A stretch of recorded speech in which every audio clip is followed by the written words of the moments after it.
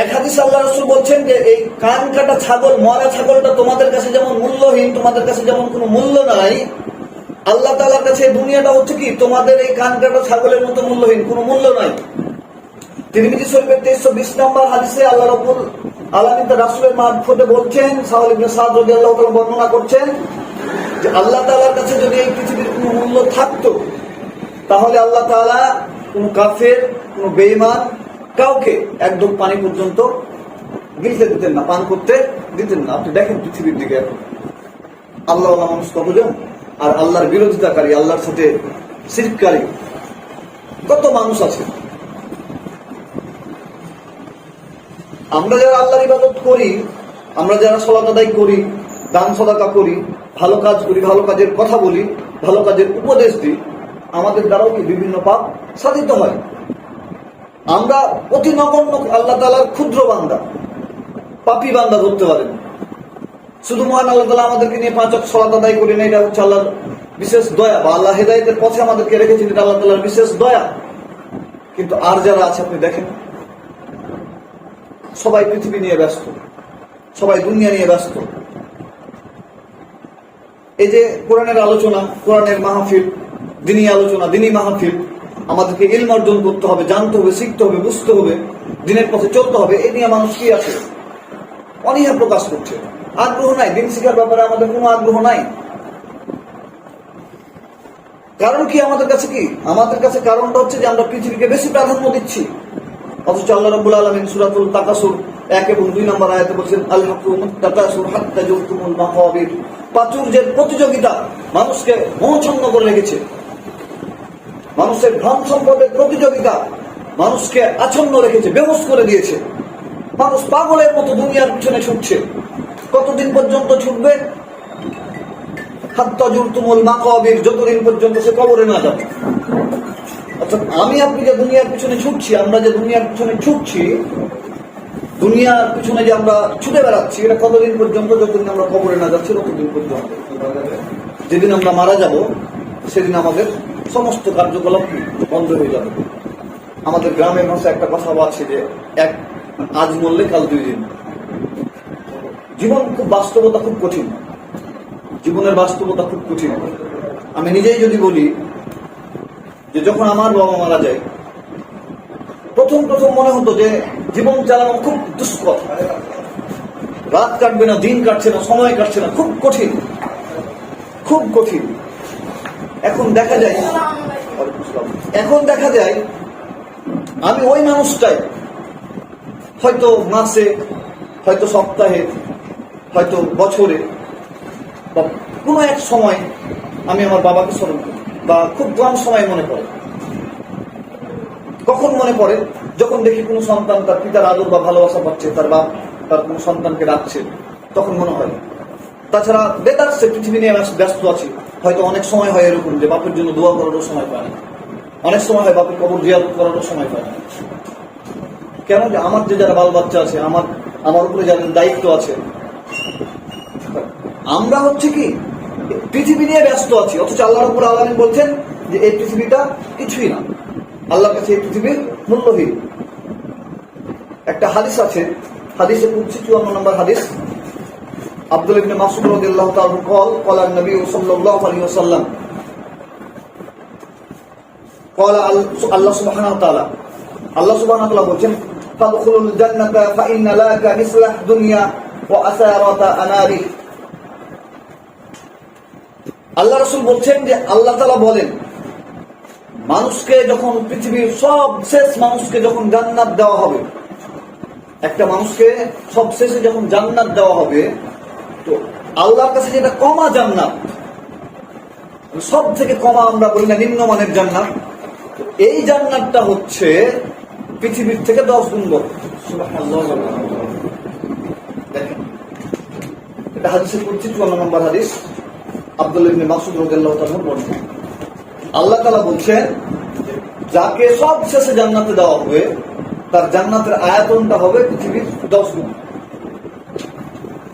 এবার দেখেন যে আমি আপনি দুনিয়া নিয়ে যত মেতে আছি, আমরা সারা জীবন কয় টাকা রোজগার করেছি?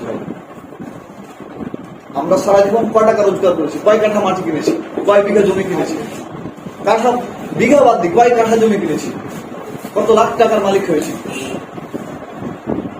অথচ আল্লাহ রাসূল বুখারী শরীফের 796 নম্বর হাদিসে বলছেন, আনাস ইবনে মালিক রাদিয়াল্লাহু তাআলা বর্ণনা,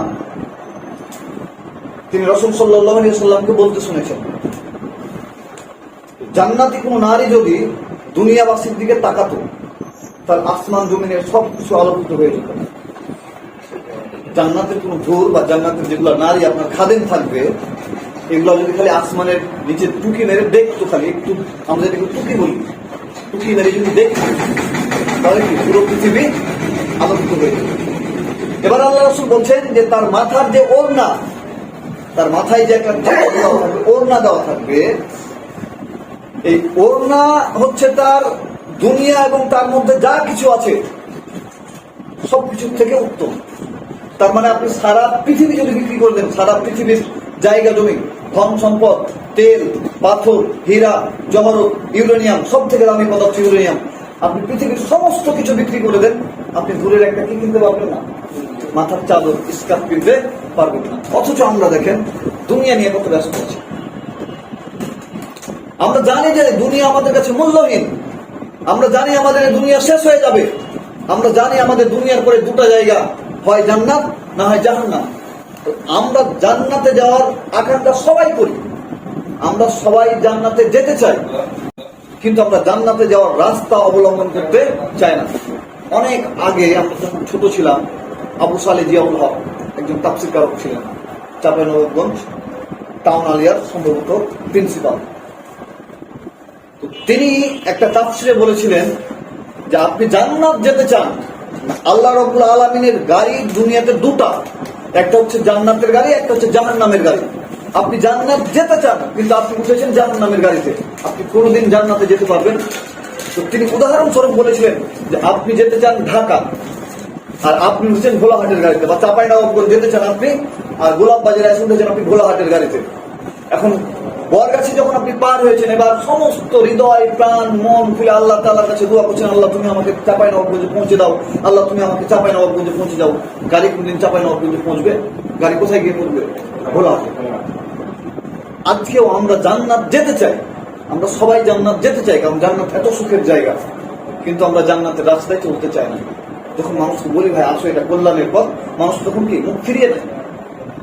আমাদের উচিত, আমরা মনে করি, আমাদের এই সমাজের মানুষরা মনে করে যে জান্নাতের পথে কারা চলবে, যা ইবাদত কারা করবে, আল্লাহর হুকুম আহকাম কারা মানবে, আলেমরা চলবে, আলেমরা মানবে, আমরা নামাজ পড়বো, একটু সিজদা দিব, দিলে দিব, না দিলে না দেবো, 10-20 টাকা দান করবো, জান্নাত পেয়ে যাবো। জি না, জান্নাতের সস্তা লেগেছে, সব শেষে যে জান্নাত যাবে 10টা পৃথিবীর সমান। একটা মহিলা, জান্নাতের একটা মহিলা যে মাথার চাদর পরে থাকবে, সেটা সারা পৃথিবীর মধ্যে যা কিছু আছে আপনি বিক্রি করেও কিনতে পারবেন না।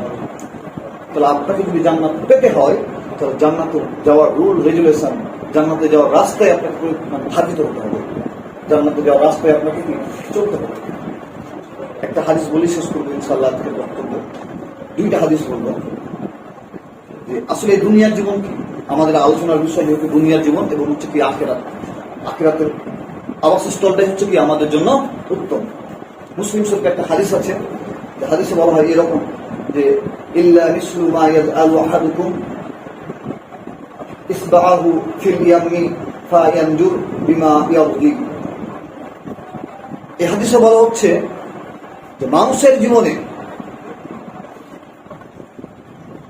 আল্লাহ রাসূল কসম করে বলছেন, আল্লাহে আল্লাহর কসম, এই দুনিয়ার জীবন পরকালের তুলনায় অতটুকুই, তোমাদের কেউ তার আঙ্গুল সমুদ্রের পানিতে ডুবালো এবং হাত তোলার পরে দেখলো তার আঙ্গুলে যে পানি লেগে আছে সেটা হচ্ছে দুনিয়া, বাদ বাকি সারা সমুদ্র হচ্ছে কি আখিরাত। আমি স্বাভাবিকভাবে একটা ছোট্ট উদাহরণ দিই, এই উদাহরণটা আমি এভাবে সেট করি যে আমরা যদি এই ঘরে সরিষা দানা বলি, সরিষা কত আনবে ভাই, আপনি গুনতে পারবেন না, এই ঘরের টি গুনতে পারবেন না। এইরকম পৃথিবী, সারা পৃথিবী যদি আসমান থেকে শুরু করে জমিন পর্যন্ত সরিষা দানা দিয়ে ভরে দিলাম, প্রত্যেক 1 কোটি বছর পর পর একটা পাখি একটা করে সরিষা দানা নিয়ে যাবে, কোন একদিন সরিষা দানা শেষ হয়ে যাবে। সরিষা দানা তো কি নির্ধারিত না? 1 কোটি বছর পর পরও যদি সে নিয়ে যায়, তো কোনো এক সময়, কোনো না কোনো এক সময় সরিষা দানা শেষ হবেই হবে। কিন্তু আখিরাত এমন একটা জীবন যেটা কোনোদিন শেষ হবে না। আমাদেরকে কি আখিরাতের জীবনকে বেশি প্রাধান্য দিতে হবে? দুনিয়ার জীবনের থেকে আমাদেরকে বেশি আখিরাতের প্রতি প্রাধান্য দিতে হবে। কারণ আল্লাহ রাব্বুল আলামিন বলেছেন, ওয়া হায়াতুদ দুনিয়া ইল্লা লাইবু ওয়া লাহু ওয়াদ দারুল আখিরাতু খায়রুল লিল্লাযিনা ইয়াত্তাকুনা আফালা তাকিলুন। আল্লাহ রাব্বুল আলামিন মানুষদেরকে ডেকে বলছেন যে তোমরা মনে রাখো যে দুনিয়ার জীবন খেলতামাশা ছাড়া কিছু নয়। যারা আল্লাহকে ভয় করে, পরকাল তাদের জন্য কি উত্তম আবাসস্থল। তোমরা কি বুঝবে না? আল্লাহ রাব্বুল আলামিন আমাদের এই দুনিয়ার জীবনকে তুচ্ছ বলেছেন। আল্লাহ রাসূল বলছেন যে আল্লাহর কাছে এই দুনিয়াটা মূল্যহীন। আমরা যে আলোচনা থেকে আজকে শিখছি, আমরা যে শিক্ষাটা পেয়েছি, এটা বলে ইনশাআল্লাহ শেষ করবো যে আল্লাহ রাব্বুল আলামিন বলছেন এই দুনিয়াটা মূল্যহীন, তুচ্ছ। সন্তান সন্ততি যেগুলো আছে সেগুলো হচ্ছে আমাদের কি পরীক্ষার বিষয়বস্তু। এগুলো আমাদেরকে বাঁচাতে পারবে না। এই দুনিয়াটা আল্লাহ তাআলার কাছে মূল্যহীন। কেমন মূল্যহীন? তোমাদের কাছে মৃত ছাগল, কান কাটা ছাগল যেমন মূল্যহীন, আল্লাহ তাআলার কাছে এই দুনিয়াটা তেমন মূল্যহীন। আল্লাহ তাআলার কাছে যদি এই দুনিয়ার কোনো মূল্য থাকতো, তাহলে আল্লাহ কোন কাফের বেঈমানকে, যে দেখেন ইসরায়েল, আমেরিকা, যতগুলো ইহুদি রাষ্ট্র আছে, খ্রিস্টান রাষ্ট্র আছে, মুসলমানদের উপর অত্যাচার, জুলুম, নির্যাতন করছে, এদেরকে আল্লাহ তাআলা এক ঢোক পানি পর্যন্ত গিলতে দিতেন না। কিন্তু এটা মূল্যহীন, এটা শেষ হয়ে যাবে। তারপরে বলছেন যে দুনিয়ার জীবন আর জান্নাতের জীবন, আপনি হচ্ছে যে সব শেষে জান্নাত যাবে, এই দুনিয়ার থেকে জান্নাত হচ্ছে 10 গুণ বড়। জান্নাতে যে হুরেরা থাকবে, হুরেরদের মাথায় যে চাদরটা থাকবে, এটা হচ্ছে কি দুনিয়া, সারা দুনিয়া বিক্রি করে আপনি কিনে পাবেন না। দুনিয়ার জীবন, আখিরাতের জীবন কি পুরো সমুদ্র হচ্ছে আখিরাতের জীবন। ওখান থেকে আপনি আঙ্গুল ডুববে যে পানি ফোঁটা, 1 ফোঁটা পানি উঠবে, সেটা হচ্ছে কি দুনিয়ার জীবন। তাহলে আমাদের দুনিয়াবি চিন্তা চেতনা থেকে আমাদের পরকালীন চিন্তা চেতনা, মুক্তি পাওয়ার উদ্দেশ্য এবং লক্ষ্য হতে হবে কি বেশি সচল। আমি আপনাকে বলছি না যে আপনি দুনিয়া বাদ দিয়ে দেন, আমাকে দুনিয়া করতে হবে, কিন্তু আমাকে প্রাধান্য দিতে হবে কাকে? পরকাল, আখিরাত। সম্মানিত হাজিরিন, মহান আল্লাহ তাআলা যেন আমাদেরকে ইহকালীন কল্যাণ এবং পরকালীন মুক্তি দান করেন। এবং আজকের আলোচনার যে সারমর্ম, আজকে আলোচনা অনুযায়ী যেন আমরা আমল করার তৌফিক আল্লাহ তাআলা আমাদেরকে দান করেন এবং আল্লাহ তাআলা আমাদেরকে পূর্ণ মুমিন হিসেবে কবুল করেন। সকলে বলে আল্লাহুম্মা আমিন। আসসালামু আলাইকুম ওয়া রাহমাতুল্লাহি ওয়া বারাকাতুহু।